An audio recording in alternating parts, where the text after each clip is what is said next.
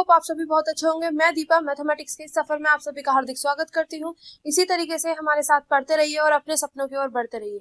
अगर आज हम बात करें कि आज का हमारा टॉपिक क्या होने वाला है, तो आज का जो टॉपिक होगा वो एक्सरसाइज 2.2 का क्वेश्चन नंबर 8 होगा।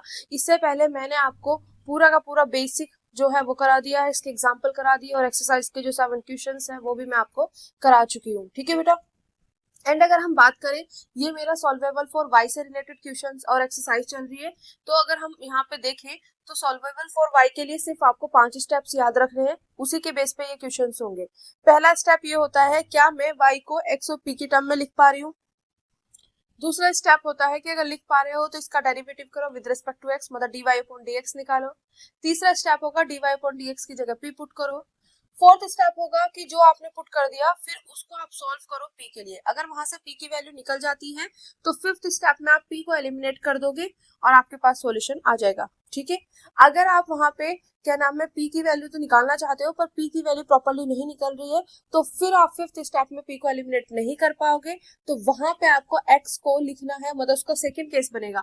जो फिफ्थ वाला स्टेप है उसमें दो केस बनते हैं। अगर p की वैल्यू निकल के आ गई तो p को एलिमिनेट होगा, अदरवाइज अगर नहीं होता तो p को एलिमिनेट नहीं कर पाते तो हम फिर x को pc की टर्म में लिखेंगे एंड उसकी ही हेल्प से y को भी pc की टर्म में लिख के आप वहीं पे छोड़ दोगे, वो आपका सॉल्यूशन आ जाएगा। तो यही आपने यहाँ पर करना है, मतलब पूरे के पूरे 5 स्टेप है। आई होप पूरे पूरे प्रॉपरली आपके माइंड में सेट होंगे। ठीक है। तो हम इसका सॉल्यूशन स्टार्ट करते हैं। सॉल्यूशन में सबसे पहला टारगेट आपका यही रहेगा, स्टेप टू स्टेप चलना है आपको। ठीक है। अब इससे पहले मैंने आपको सॉल्वेबल फॉर p का कराया था। p का आपको सिंपल देखना है कि क्या आप इसके लीनियर फैक्टर में इसको कन्वर्ट कर सकते हो। तो यहाँ पे लीनियर फैक्टर वाला कोई फंडा है ही नहीं है, कहाँ से कन्वर्ट करोगे लीनियर फैक्टर में, तो सॉल्वेबल फॉर p से सॉल्व नहीं होगा। फिर उसके बाद आपने देखना है x y p, p का गया कैंसिल हो गया। अब y के लिए अगर हम बात कर रहे हैं तो जिसके लिए बात कर रहे हैं क्या उसको मैं रिमेनिंग दो के जो बचे हैं उनकी टर्म में लिख पा रही हूँ, वो चेक करना है। तो देखो y इक्वल टू यस, यहाँ पे p के ही है तो हम इस टर्म में x और p के टर्म में लिख पा रहे हैं, तो हम सॉल्वेबल फॉर y से इसको सॉल्व करेंगे। आगे बात समझ बेटा, ये काम हमारा यहाँ पर हो गया है। ठीक है। तो यहाँ पर हम लिखेंगे step number first. Step number first क्या लिखोगे, here the given differential equation is, here the given differential equation is, क्या है मेरे पास बेटा, y equal to p tan p plus के log cos p। ठीक है। इसको मैंने यहाँ पे 1 का नाम दे दिया।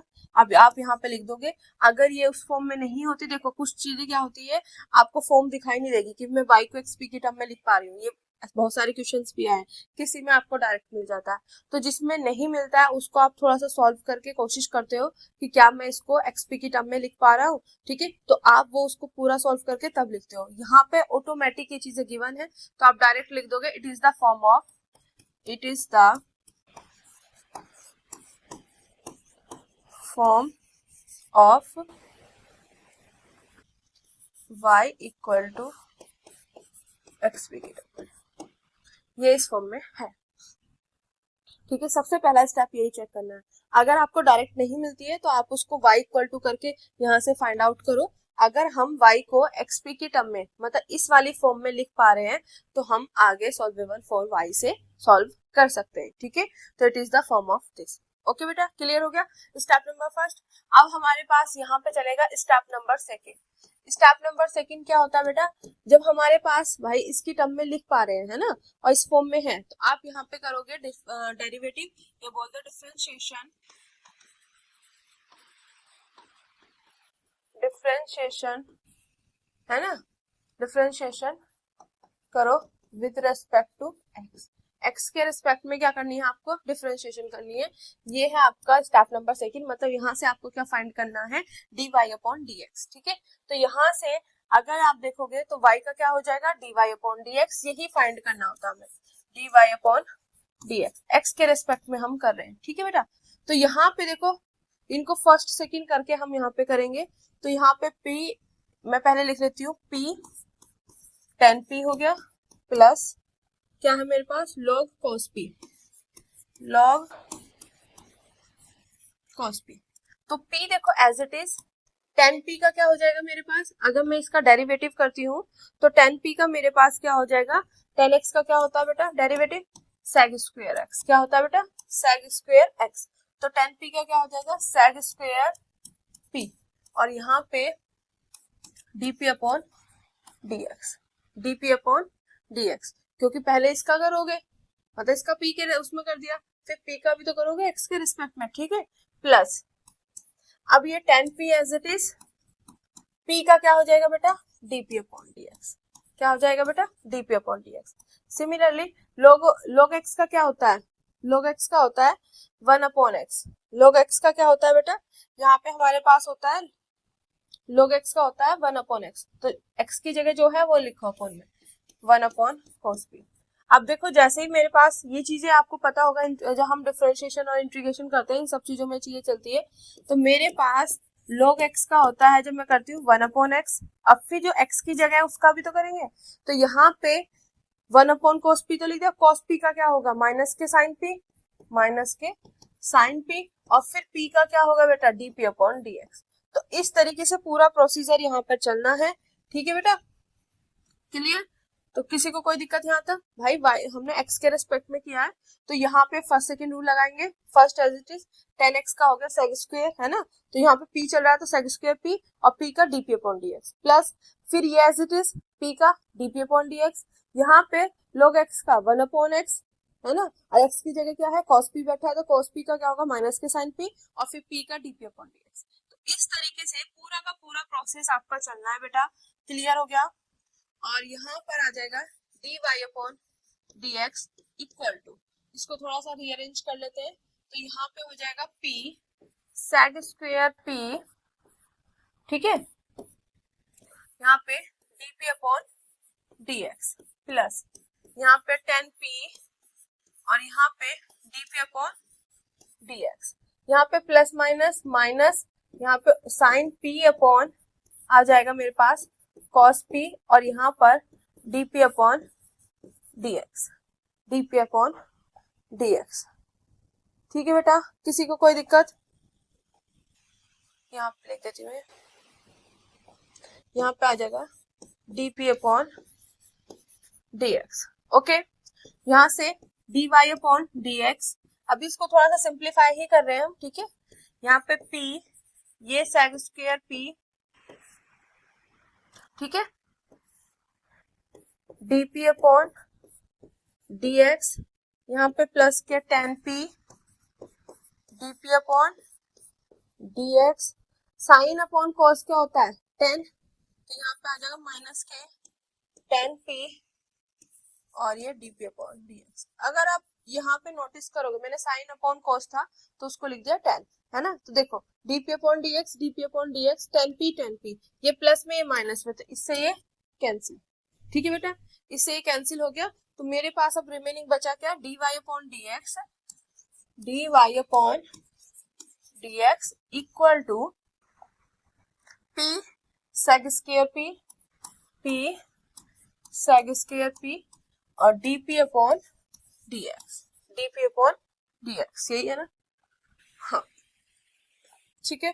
तो ये स्टेप नंबर 2 था।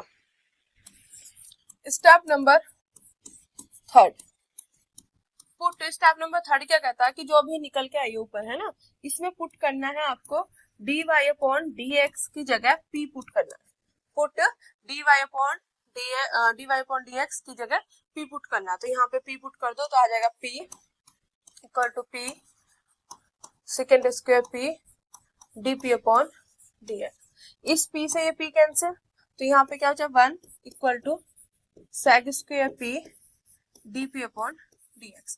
अब देखो ये यहाँ पे dx यहाँ पे, तो इधर की साइड आ जाएगा मेरे पास, ये इधर आ जाएगा, तो dx equal to sec square p dp। किसी को कोई दिक्कत, यहाँ तक ये मेरे पास आ गया। अब स्टेप नंबर 4 क्या करेगा, स्टेप नंबर 4 में बेटा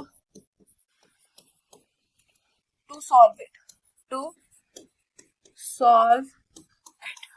इसको हमने क्या करना है बेटा, इसको हमने सॉल्व करना है, ठीक है, और p की वैल्यू यहाँ से निकालनी है। अगर p की वैल्यू यहाँ से निकल के आ गई तो स्टेप नंबर 5 में हम क्या करेंगे, दोनों के हेल्प से पी को एलिमिनेट कर देंगे। अगर पी की वैल्यू यहाँ पर नहीं निकली तो फिर मैंने जो इसका सेकंड केस बताया था वो वाला करेंगे। तो यहाँ पे हमें पी की वैल्यू को क्या करना है बेटा, फाइंड आउट करना है। देखते हैं निकल जाएगी तो ठीक है, नहीं निकलेगी वो भी ठीक है। तो यहाँ से हम क्या करेंगे, मेरे पास क्या है, dx equal to sec square p dp, sec square p dp है। तो आप क्या करोगे, इसका इंटीग्रेशन करोगे ऑन बोथ साइड, है ना। तो यहाँ पे इंटीग्रेट, यहाँ पे पहले मैं ये पूरी इक्वेशन ही लिख देती हूँ। मेरे पास क्या है, dx equal to sec square p dp। यहाँ पे आप करोगे क्योंकि हमारे पास x वाले एक साइड है, p वाले एक साइड है, तो यहाँ पे सेपरेशन ऑफ वेरिएबल, मतलब वेरिएबल को क्या कर दिया हमने, सेपरेट कर दिया। तो यहाँ पे आप करोगे इंटीग्रेशन। तो यहाँ पे आपने क्या कर दिया बेटा, इंटीग्रेशन कर दिया। जब आप यहाँ पे इंटीग्रेशन करोगे तो dx का क्या हो जाएगा, x, यहाँ पे इसका क्या होगा, मेरे पास sec स्क्वायर x का, आपका इंटीग्रेशन ऐसे होता है, तो sec स्क्वायर x dx का क्या होता है मेरे पास, tan x प्लस की c, इस तरीके से होता है, tan x है ना, यही होता है। तो यहाँ पे x की जगह क्या, p, तो मेरे पास इसका क्या आ जाएगा, tan p, क्या आ जाएगा बेटा, tan p, और साथ ही यहाँ पे मैं क्या रखूँ, कोई ना कोई arbitrary constant. Okay clear, integration करिए तो आर्बिट्ररी कांस्टेंट की एंट्री यहाँ पे होगी। तो sec स्क्वायर x का क्या होता है, tan x, जो हम याद करते हैं फॉर्मूले। तो यहाँ पे sec स्क्वायर p का क्या होगा, tan p। ये मेरे पास यहाँ से आ गया इसका सॉल्यूशन निकल के। अब मेन चीज है भाई, आप यहाँ से p की वैल्यू को आपको निकालना है। p कहाँ बैठा है, यहाँ पे। क्या आप यहाँ से p की वैल्यू निकाल सकते हो, नहीं, p की वैल्यू को आप यहाँ से इवैल्यूएट नहीं कर सकते हो। तो आप स्टेप नंबर 5 में क्या लिखोगे बेटा, यहाँ पे we can not eliminate the value of p। हम यहाँ पे जो फिफ्थ स्टेप होता है उसमें दो केस होते हैं। अगर यहाँ से p की वैल्यू निकल गई तो हम p को एलिमिनेट कर देंगे, पहला केस था। दूसरा केस था अगर नहीं निकली तो आप वहां से p को एलिमिनेट नहीं कर सकते। तो आप यहाँ पे स्टेप नंबर 5 में लिखोगे we can not eliminate the value of p। हम p की वैल्यू को एलिमिनेट नहीं कर पाएंगे। जब p की वैल्यू को यहाँ पर एलिमिनेट नहीं कर पाएंगे तो केस नंबर सेकंड क्या कहता है कि आप x को भी p और c की टर्म में लिखो, है ना। क्या कहता है बेटा वो, कि जब नहीं कर पाओगे तो x को भी आप p और c की टर्म में लिखो, साथ ही साथ y को भी आप क्या लिखो, p और c की टर्म में लिख दो, p और c की टर्म में लिख दो। तो अगर आप यहाँ पे नोटिस कर रहे हो तो x तो p और c की टर्म में लिखा हुआ है, तो पहला तो मैं एज इट इज लिखूंगी, तो देन तब x equal to tan p plus के c, ये मेरे पास पहला पोर्शन आ गया। अब दूसरा है मेरे पास y, तो y के लिए आप जाओगे अपने पहले ही उस पे, y है मेरे पास ये। अगर इसमें x प्रेजेंट है तो x की जगह वो वैल्यू रखोगे, अगर अदरवाइज अगर प्रेजेंट नहीं है तो सीधा डायरेक्ट लिख दो। तो y मेरे पास क्या, p tan p और log cos p। तो मेरे पास y क्या है बेटा, p tan p, एक मिनट, p tan